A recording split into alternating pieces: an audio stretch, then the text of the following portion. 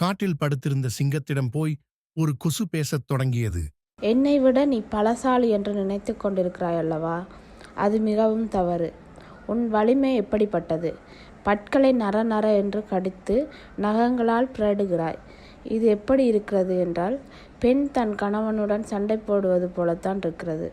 சரி வா, நாம் இருவரும் சண்டை போட்டு பார்ப்போம் என்றது. உடனே இது ங்ஒய் என்று ரீங்காரம் செய்து கொண்டு சிங்கத்தின் மீது பறந்து அதன் நாசியிலும் தாடையிலும் கடிக்கத் தொடங்கியது.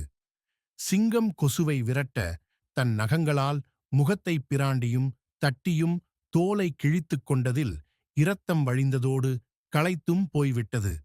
வெற்றி முழக்கத்தோடு கொசு பறந்து சென்றது. சிறிது நேரத்தில் அந்த கொசு ஒரு சிலந்தி வலையில் சிக்கிக் கொண்டது. சிலந்தி கொசுவின் இரத்தத்தை உறிஞ்சியது. வலிமை மீந்த சிங்கத்தையே வெட்டி கொண்டு இப்போது ஒரு சிறிய சிலந்தி என்னை வதைத்து கொண்டிருக்கிறதே என்று கொசு வருந்தியது.